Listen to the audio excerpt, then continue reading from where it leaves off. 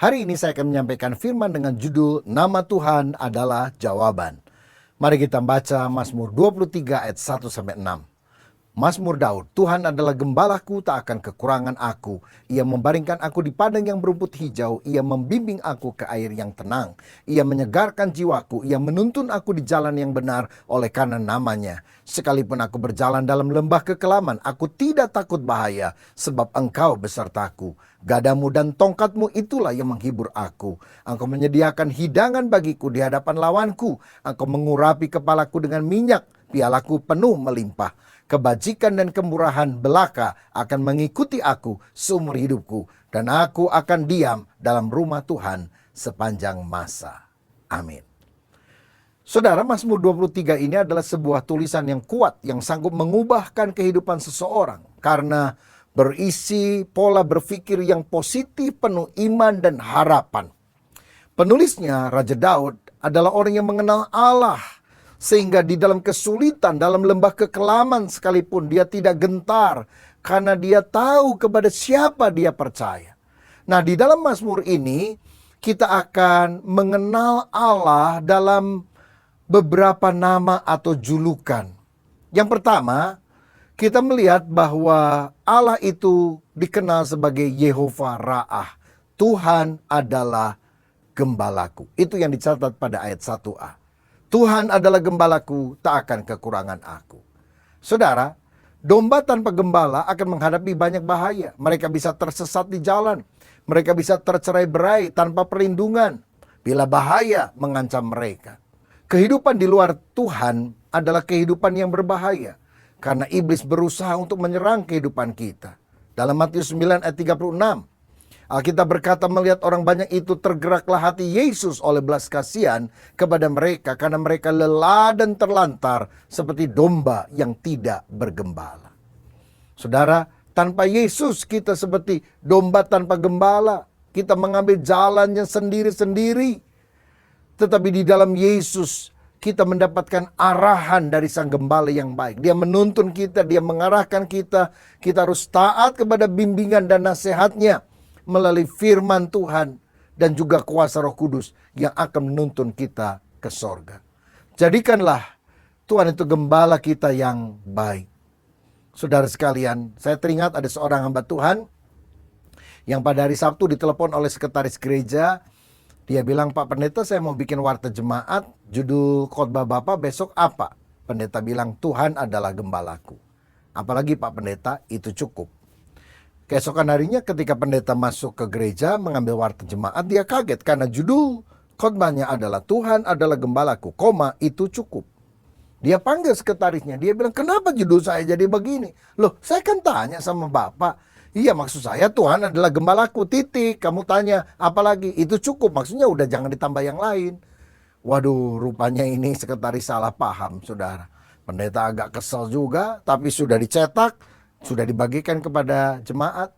Tiba-tiba waktu dia menduhkan hati, seperti Tuhan berbicara kepada dia. Judulnya sudah tepat. Coba baca sekali lagi. Tuhan adalah gembalaku. Itu cukup. Artinya kalau Tuhan engkau jadikan sebagai gembala dalam hidupmu, itu cukup. Kamu tidak akan kekurangan sesuatu yang lain. Mantaplah hati pendeta. Dan dia berkata ketika dia memulai khotbah, hari ini firman Tuhan berjudul Tuhan adalah gembalaku, itu cukup. Saudara, inilah nama Tuhan yang pertama, Yehovah Ra'ah, Allah gembala yang baik. Yang kedua, dalam Mazmur 23, Allah diperkenalkan sebagai Yehovah Jireh, Allah yang menyediakan atau Allah yang mencukupkan segala kebutuhan kita. Karena di ayat 1b sampai 2a dikatakan, tak akan kekurangan aku, ia membaringkan aku di padang yang berumput hijau. Saudara kan tahu bahwa domba perlu rumput. Dan Tuhan memberi makanan berupa rumput hijau kepada domba-dombanya. Sehingga dia berbaring. Berbaring menunjukkan tentang domba yang sudah makan kenyang lalu berkelimpahan. Saya pernah lihat padang rumput hijau yang sangat luas di Australia.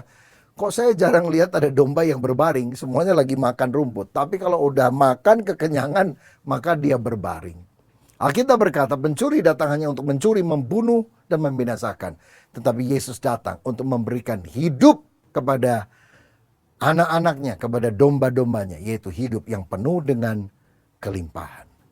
Nah, apa yang Daud tulis di dalam Mazmur ini bukan merupakan permintaan, tolong aku diberi rumput hijau, tidak.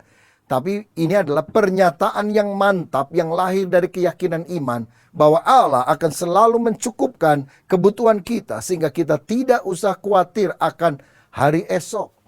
Saya teringat kisah ketika Daud dikejar-kejar oleh anaknya sendiri, Absalom, yang berusaha memberontak ingin merebut tahtanya. Dan Daud karena tidak mau berseteru membunuh anaknya sendiri dengan pasukannya, memilih untuk lari, saudara, ke padang gurun.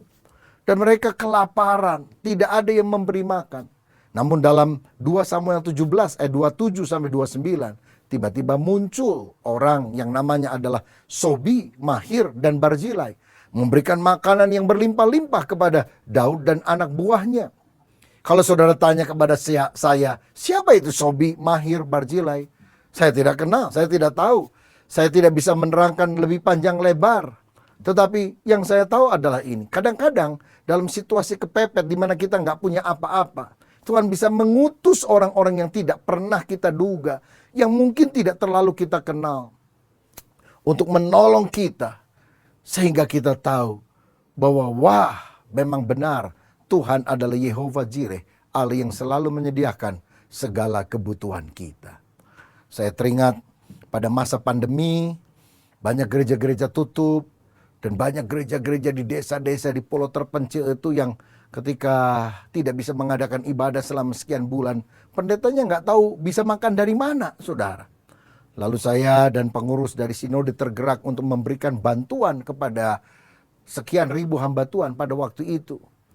Ada yang mendapat bantuan sembako, bantuan uang 500.000, 1 juta. Dan saya mendengar kesaksian ketika ada seorang hamba Tuhan yang hari itu udah nggak punya apa-apa dan akhirnya dia puasa karena terpaksa. Tiba-tiba uang subsidi itu datang. Oh, dia nangis, dia bersuka cita. Karena dia tahu bahwa ini dari Tuhan. Karena dia tidak pernah menduga hal itu akan terjadi. Tuhan adalah Yehovah Jireh bagi kita. Saya teringat kita pernah melakukan pelayanan misi sekian belas orang ke Nias. Dan waktu kita mau pulang, saudara-saudara, pesawatnya cancel karena cuaca pada waktu itu ada kebakaran hutan dan asapnya begitu tebal. Dan kita tidak tahu berapa hari ke depan asapnya itu akan mulai tipis. Kita bingung, saudara. Ini mau kemana? Kita sudah check out dari hotel. Kita sudah suruh pulang itu mobil sewaan yang telah mengantar kita. Kita bingung, saudara. Tiba-tiba ada seorang memanggil saya, Pak Rubin ya? Oh iya. Loh kok ada di sini? Oh saya baru pelayanan 3 jam dari sini. Wah kalau tahu saya datang katanya. Loh sekarang kemana? Saya mau pulang nih lewat Medan terus ke Jakarta. Tapi pesawatnya cancel. Jadi sekarang Bapak nginep di mana? Saya nggak tahu jalan, nggak tahu hotel, nggak tahu rumah makan di mana. Oh udah ikut saya saja ya, nanti saya jemput dengan beberapa kendaraan. Loh saya banyak loh orangnya Pak. Oh ya udah nggak apa-apa. Dia antar saya ke hotel, saudara-saudara, kami bisa makan. Dan kemudian 2 hari atau 3 hari kami baru bisa pulang ke Jakarta kembali pada waktu itu. Dan ternyata waktu kita mau keluar, orang tersebut ternyata sudah membayar seluruh biaya hotel. Kita menjadi bingung karena jarang ketemu, saudara sekalian. Dia bilang, saya suka lihat Pak Rubin khotbah di televisi. Tapi hatinya kemudian tergerak karena kita sedang melakukan perjalanan misi. Dia sediakan semuanya. Yehovah Jireh, Allah menyediakan. Saudara mungkin punya keperluan. Percayalah kalau engkau menjadikan Tuhan sebagai gembalamu, ada yang tidak terduga yang Tuhan bisa lakukan dalam hidup saudara. Yang ketiga, dalam Mazmur 23, kita bisa mengenal Allah sebagai Yehovah Shalom, Allah sumber damai sejahtera. Di ayat 2b dikatakan, Ia membimbing aku ke air yang tenang. Bukan air yang berarus kuat, bukan air terjun, tetapi air yang tenang. Saya percaya orang yang menjadikan Yesus sebagai gembalanya akan ada ketenangan di dalam batinnya. Ada damai di dalam jiwanya. Yesuslah pusat kehidupan yang bisa memuaskan dahaga di dalam jiwa kita, membawa ke air yang tenang. Dunia ini tegang, bukan tenang. Di Amerika saja lebih dari 20 juta pil penenang yang diminum setiap malam oleh orang-orang masyarakat yang ada di sana karena mereka menderita insomnia, penyakit tidak bisa tidur, gelisah. 60% orang yang dirawat di rumah sakit itu menderita psikosomatis, penyakit tubuh karena jiwa yang gelisah, jiwa yang tegang. Saya dengar banyak orang stres di Jepang, lalu bikin sansak karung tinju.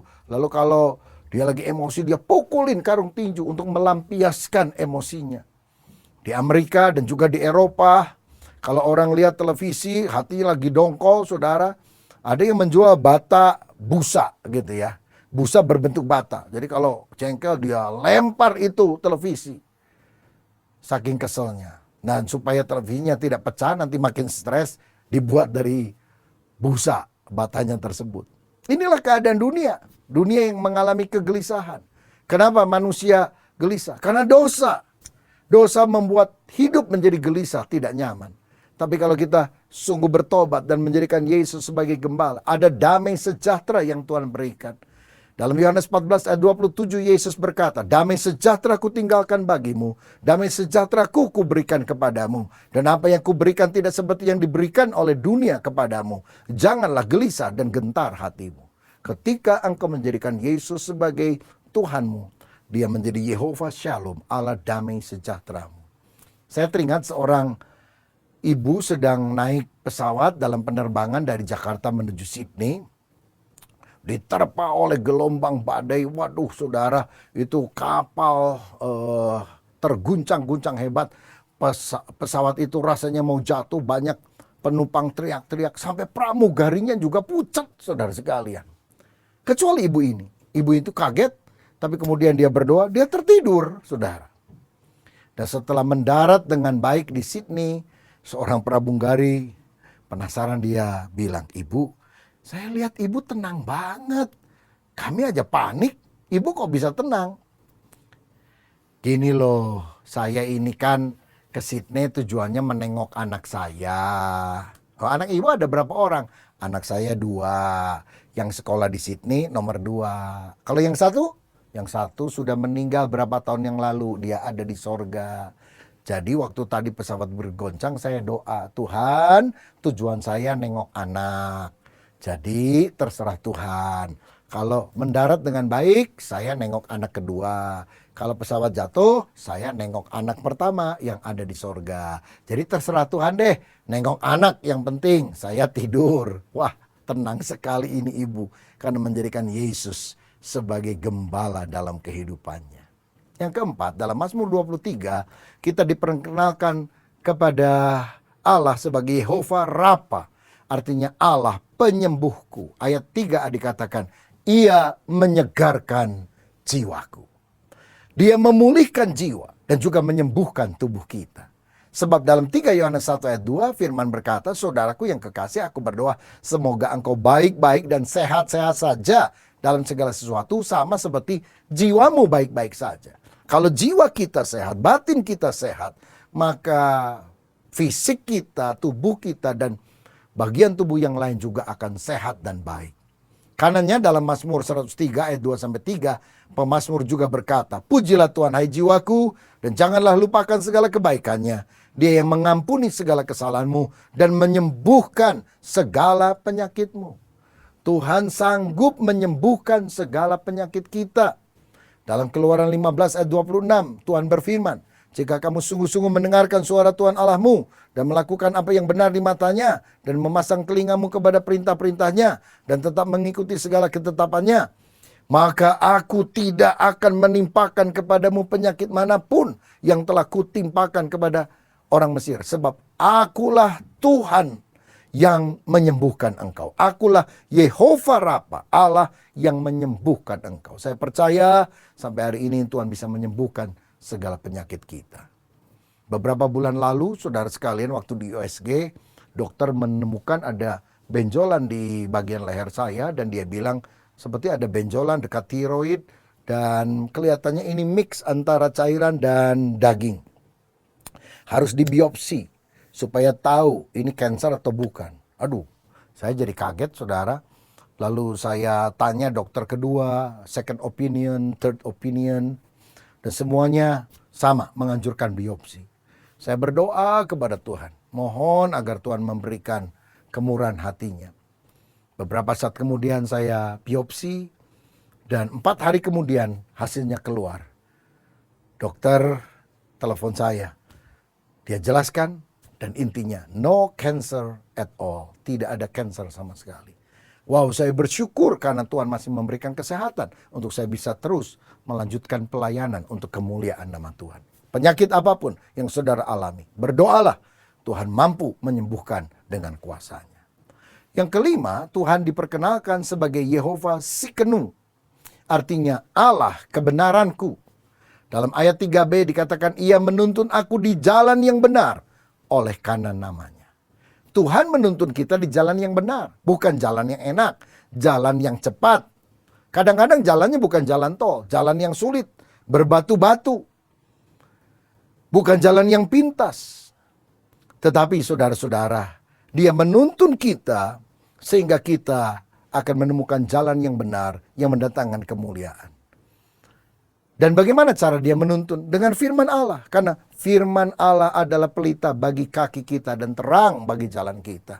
Kalau kita baca firman setiap hari dengan teliti, kita tahu apa yang tidak boleh kita lakukan, apa yang harus kita kerjakan, bagaimana kita harus berhati-hati, berjalan sesuai dengan keinginan Tuhan.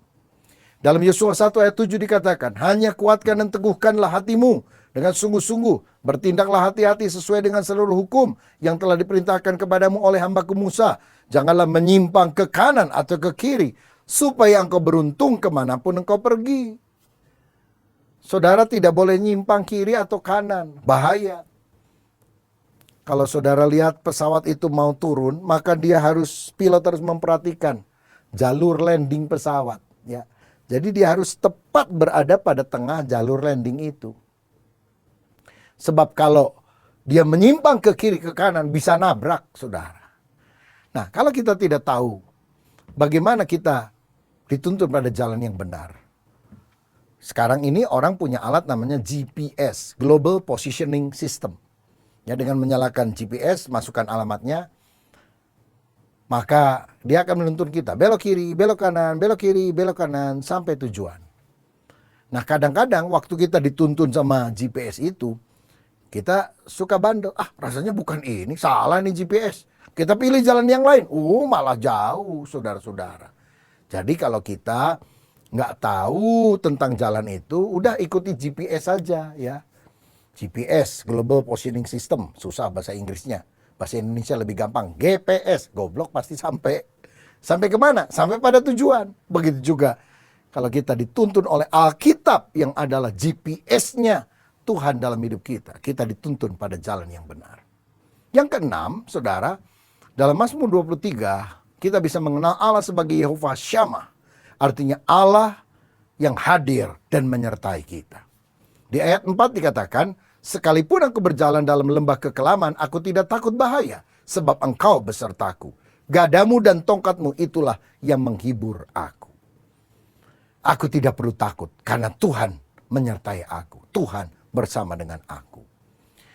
Pada abad 17 muncul sebuah aliran teologi yang bernama Deisme. Deisme mengajarkan bahwa Allah memang menciptakan dunia, tapi setelah itu dia lepas tangan dan menyerahkan pada hukum alam. Dia tidak lagi campur tangan di dalam dunia ini.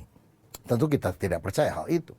Tapi di abad 18 muncul satu teologi lagi yang lebih radikal. God is dead theology. Teologi Allah sudah mati. Ya, diajarkan bukan Allahnya benar-benar mati secara hurufiah, tetapi Allah itu tampaknya tidak melakukan apapun karena dia sudah menyerahkan segalanya kepada manusia untuk mengatasi masalahnya sendiri. Nah, sebagai orang Kristen kita tentu percaya kita punya Allah yang hidup, tapi kadang-kadang dalam pergumulan waktu doa kita tidak dijawab, tidak dikabulkan oleh Tuhan, kita mulai bertanya-tanya dalam pergumulan kita. Waktu usaha macet, waktu studi gagal, waktu kita mengalami krisis rumah tangga, waktu anak sakit dan tidak sembuh. Apakah Allah itu hidup? Mengapa Allah tidak menolong saya? Tapi Tuhan selalu hadir sebetulnya, menyertai saudara. Dia tidak pernah meninggalkan saudara. Dia peduli, dia memperhatikan engkau. Bahkan dia berjanji dalam firman-Nya, ketahuilah aku menyertai kamu senantiasa sampai kepada akhir zaman. Jadi kalau saudara lagi ngalami pergumulan, yakinlah Tuhan berkata, aku memperhatikanmu, aku masih mengerti kepedihan hatimu, percayalah kepadaku. Saudara, di salah satu suku Afrika, pada zaman dulu ada kebiasaan, kalau anak itu tumbuh remaja, maka kemudian oleh ayahnya dibawa ke sebuah hutan, diikat di sebatang pohon, dan kemudian ditinggalkan semalam. Kalau anak itu masih hidup keesokan harinya, tidak takut, tidak diterkam oleh serigala atau singa yang ganas, maka dia dianggap sebagai anak remaja yang boleh mandiri dalam kehidupan. Nah, satu kali ada anak remaja yang diikat oleh bapaknya, lalu dia bilang, besok mudah-mudahan kita bisa ketemu ya. Bapaknya tinggalkan dia. Malam itu gelap sekali. Dia dengar serigala melolong, ular mendesis. Dia ketakutan. Jangan-jangan nanti ada singa, ada harimau. Waduh, dia nggak bisa tidur. Dia gelisah, dia nangis. Papa, kenapa engkau tinggalkan? Tapi keesokan paginya, ketika matahari mulai muncul di sela-sela dedaunan, dia perhatikan ternyata di belakang pohon besar sebelah sana, bapaknya sepanjang malam tidak pulang. Siap dengan busur dan panahnya. Kalau ada binatang liar yang menyerang anaknya, dia akan panah sehingga anaknya selamat. Dan ketika anaknya sadar, dia bilang, aduh bodoh sekali aku. Kalau aku tahu bapakku tidak tinggalkan saya, ngapain saya ketakutan? Ngapain saya nangis-nangis? Saya akan tidur saja. Karena saya tahu bapak memelihara dan menjaga saya. Tahukah saudara, Bapamu yang di sorga tidak pernah meninggalkan engkau. Dia selalu memelihara, menjaga hidup kita. Karena dia Allah yang hadir, menyertai. Dan yang terakhir, yang ketujuh, dalam Mazmur 23 ini, Tuhan juga memperkenalkan dirinya sebagai Yehova Nisi, Allah panji kemenanganku. Ayat 5 dan 6, engkau menyediakan hidangan bagiku di hadapan lawanku. Engkau mengurapi kepalaku dengan minyak, pialaku penuh melimpah. Kebajikan dan kemurahan belaka akan mengikuti aku seumur hidupku, dan aku akan diam dalam rumah Tuhan sepanjang masa. Dalam Keluaran pasal 17 ada kisah orang Israel diserang oleh orang Amalek.